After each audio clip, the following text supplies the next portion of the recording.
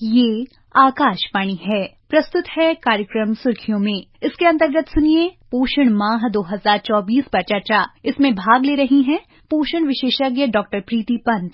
कार्यक्रम का संचालन कर रहे हैं स्पर्श सक्सेना। नमस्कार श्रोताओं, आज के कार्यक्रम में आपका स्वागत है। पोषण माह 2024 एक राष्ट्रव्यापी उत्सव है जो पोषण जागरूकता को बढ़ावा देता है और एक स्वस्थ भारत बनाने के लिए किए गए कार्रवाई को प्रेरित करता है। इस वर्ष इसके 7वें चरण में पोषण माह अभियान महत्वपूर्ण विषयों पर ध्यान केंद्रित करता है। हम 7वें राष्ट्रीय पोषण माह पर चर्चा करेंगे और जानेंगे कि ये पहल देश भर में जीवन को कैसे बदल रही है। आज महिला और बाल विकास मंत्री अन्नपूर्णा देवी ने पोषण माह का रांची में समापन किया। आइए सुनते हैं उन्होंने इस अवसर पर क्या कहा।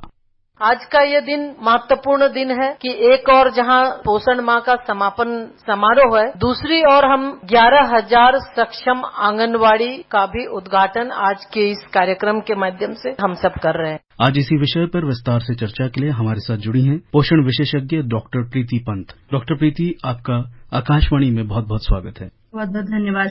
डॉक्टर प्रीति, जैसे कि आज पोषण माह का समापन हुआ है, तो ये भारत के पोषण परिदृश्य में कितना महत्व रखता है, इसे आप कैसे देखते हैं? प्रधानमंत्री की समग्र पोषण योजना ये भारत सरकार की एक प्रमुख पहल है और जिसका उद्देश्य 6 वर्ष से कम उम्र के बच्चों, किशोरियों, गर्भवती महिलाओं और स्तनपान कराने वाली माताओं के लिए समग्र रूप से पोषण संबंधी परिणामों को आगे बढ़ाना है। और इसे मार्च 2018 में प्रधानमंत्री श्री नरेंद्र मोदी जी ने राजस्थान के झुंझुनू में लॉन्च किया था और इस अभियान की शुरुआत से लेकर अब तक पूरे देश में 6 सफल पोषण माह कार्यक्रम आयोजित किए जा चुके हैं और जिनमें राज्यों, केंद्र शासित प्रदेशों के साथ साथ विभिन्न मंत्रालयों और विभागों की भी बहुत उत्साहपूर्ण भागीदारी रही है। और पोषण अभियान का उद्देश्य पूरे भारत में कुपोषण को कम करने में उल्लेखनीय प्रगति हासिल करना है। जब हम पोषण माह 2024 की बात करते हैं, जिससे पिछले 6 साल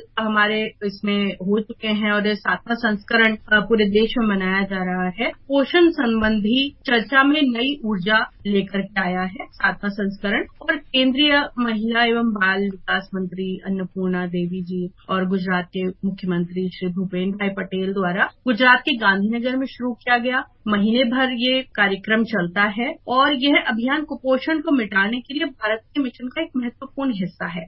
कार्यक्रम के उद्घाटन की शुरुआत एक पेड़ मां के नामक पौधारोपण अभियान से शुरू हुई, जो पर्यावरणीय स्थिरता और पोषण के बीच संबंध का एक प्रतीकात्मक प्रतिनिधित्व करता है। जब हम 7वें चरण की या 7वें अभियान की बात कर रहे हैं तो कुछ लक्ष्यों को लेकर के ये कार्यक्रम चलाया गया, जिसमें 0 से 6 वर्ष की आयु के बच्चों में बौनेपन को प्रतिवर्ष 2% तक कम करना, कुपोषण जिसमें कम वजन की व्याख्या को प्रतिवर्ष 2% कम करना, बच्चों, किशोरियों, महिलाओं में एनीमिया को प्रतिवर्ष 3% तक कम करना, कम वजन वाले बच्चों के जन्म में प्रतिवर्ष 2% की कमी लाना। अनीमिया मुक्त भारत एक अभियान किया गया है जिसको 6x6x6 रणनीति के तहत इसको एक पहल करी गई, जिसमें इसका अर्थ है 6 आयु समूह, 6 हस्तक्षेप और 6 संस्थागत तंत्र। तो इसके लिए अनीमिया को कम करने के लिए केंद्रित ये पहल देश भर में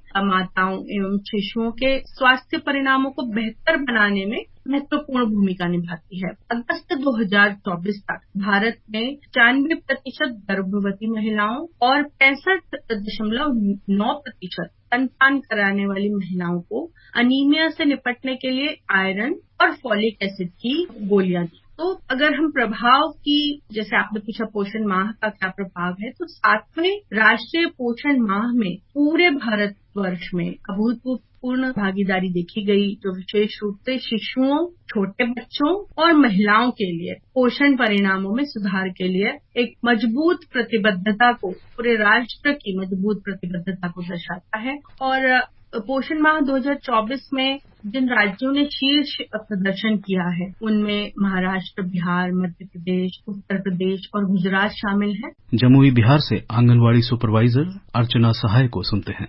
जब से मेरा आंगनबाड़ी सक्षम हुआ है, आंगनबाड़ी में एलईडी वाईफाई कनेक्शन के साथ लगाया गया है, पोषण वाटिका की व्यवस्था है, आरओ जल की व्यवस्था है और दिव्यांग बच्चों के लिए रैंप बना हुआ है और बच्चों को खेलने के लिए खिलौना की भी व्यवस्था है। डॉक्टर प्रीति, आज 11,000 से अधिक सक्षम आंगनवाड़ी केंद्रों का उद्घाटन किया गया। ये पोषण सुधारने में क्या भूमिका निभाएंगे? जैसे कि हम जानते हैं कि आंगनवाड़ी वो केंद्र हैं जहां पर जो कि ग्रामीण इलाकों में और जो छोटे शहर, छोटे कस्बे हैं वहां पर स्थापित हैं। वहां के लोग उनको अपने जो शिशु हैं, महिलाएं जो काम पर जाती हैं, अपने शिशुओं को वहां छोड़ करके आंगनवाड़ी केंद्रों में छोड़ करके जाती हैं। तो आंगनवाड़ी केंद्रों का एक बहुत महत्वपूर्ण एक स्थान है कि जो हमारे छोटे शहर हैं, गांव में हैं, वहां पर लोगों को, बच्चों को, महिलाओं को पोषण के बारे में बताएं और कुपोषण को भारत से पूरी तरह से हटाया जा सके, वो एक बहुत महत्वपूर्ण पार्ट रहता है। इस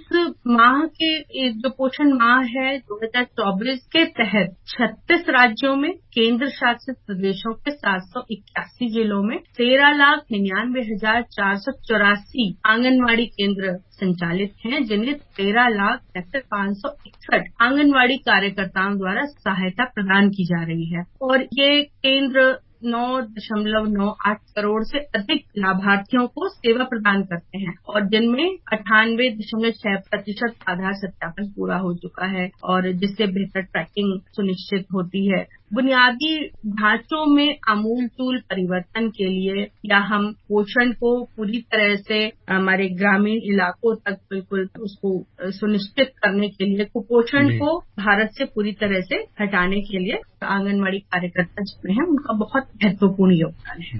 आइए सुनते हैं उन लाभार्थियों को जिनको इस पोषण अभियान से लाभ पहुंचा। मेरा नाम नाजिया बेगम है। केंद्र सरकार जो 1 महीने के लिए पोषण माह चलाए उसमें ये बताए महिलाओं के लिए बहुत लाभ है। प्रेग्नेंट वुमेन के लिए जो ज्यादा जो सेफ्टी रहता वो बताया और ये भी बताया कि माँ स्वस्थ रहती तो बच्चा भी स्वस्थ रहता। इसमें ये भी है कि आपको बच्चों को कैसा केयर करना है, इसीलिए ये बहुत फायदेमंद हम लोग को लगा कि औरतों के लिए खासकर ये हर महीने इसको चलाना चाहिए कि प्रेग्नेंट वुमेन को खासकर जागरूक होना। मेरा नाम रूबी। केंद्र सरकार ने जो पोषण माह चलाया है उससे हम लोगों को बहुत सुविधाएं मिला गया है, इसलिए कि हमारे प्रेग्नेंट महिलाओं को बताया गया है कि क्या खाना है, क्या पीना है, वो सब चीज। फिर 6 महीने के बच्चे की मुजुठी भी कराया गया है। यहाँ पे 1 महीने की पोषण माह चलाया गया। हम लोग आंगनबाड़ी भी जाते हैं, हमारे बच्चे अच्छे चीज सीखते हैं पढ़ने के लिए। फिर हमारे जो आंगनबाड़ी की टीचर अच्छे से पढ़ाते लिखाते भी है, उससे हम लोग को भी अच्छी जानकारी मिलती है। डॉक्टर प्रीति, आप पोषण के क्षेत्र से कई सालों से जुड़ी हुई हैं और आकाशवाणी को पूरे भारत में दूर दराज क्षेत्रों में भी सुना जाता है। तो अगर हम एक किसी दूर गांव में बैठी हुई महिला के बारे में अगर हम जानना चाहें आपसे, अगर वो आपको सुन रही हैं, तो उनको क्या बातें ध्यान रखनी चाहिए, खास तौर पर गर्भावस्था और स्तनपान के दौरान भारतीय महिलाओं को विशेष पोषण संबंधी आवश्यकताएं क्या क्या होती हैं? जैसा कि हम भारतीय समाज में हैं और हम देखते हैं कि ग्रामीण इलाके हैं या जो छोटे कस्बे हैं, जो शहरी इलाकों में भी ये हम लोग ये कॉमन प्रैक्टिस देखते हैं कि महिलाएं अपने स्वास्थ्य का ध्यान नहीं रखती हैं। वो परिवार के प्रत्येक सदस्य के भोजन का, उनके स्वास्थ्य का, उनके पोषण का ध्यान रखती हैं, लेकिन खुद के स्वास्थ्य को वो पीछे छोड़ देती हैं कहीं ना कहीं। तो मेरा सभी महिलाओं से ये कहना है कि पहले वो अपने स्वास्थ्य का ध्यान रखें, क्योंकि प्रत्येक महिला अपने परिवार की एक धुरी है, पूरा परिवार उसी के चारों तरफ घूमता है और इसलिए महिलाओं को अपने स्वास्थ्य का ध्यान रखना बहुत आवश्यक है। उनको और खासकर गर्भवती महिलाएं और जो स्तनपान करा रही हैं महिलाएं, उनको तो इस बात का और खास ध्यान रखना है कि वो एक गर्भवती महिलाएं एक नए शिशु को जन्म देंगी और जो स्तनपान कराने वाली महिलाएं हैं वो शिशु उनके ही शरीर से पोषण प्राप्त कर रहा है। तो उनको अपने स्वास्थ्य का, अपने पोषण का बहुत ध्यान रखना है। आयरन से जो रिच फूड हैं, जो आयरन रिच खाने हैं वो उनको खानी है। हरी पत्तेदार सब्जियां खानी है उन्हें और वो भुने चने खा सकती हैं, किशमिश खा सकते हैं। ये भी फल और सब्जियां जो मौसम के हिसाब से हैं उनको खाना बहुत आवश्यक है। दूध और दूध से बनी चीजें उनको खानी चाहिए और जो नॉन वेजिटेरियन है, जो मीट और मीट से प्रोडक्ट्स हैं या अंडे हैं, उसका सेवन भी वो कर सकती हैं। हल्के सुपाच्य भोजन को लेना जरूरी है और क्योंकि इस समय डाइजेशन की भी थोड़ी प्रॉब्लम रहती है, तो हल्का सुपाच्य भोजन ले, लेकिन पोषण से भरपूर है। आयरन, कैल्शियम से भरपूर भोजन उनको लेना बहुत जरूरी है।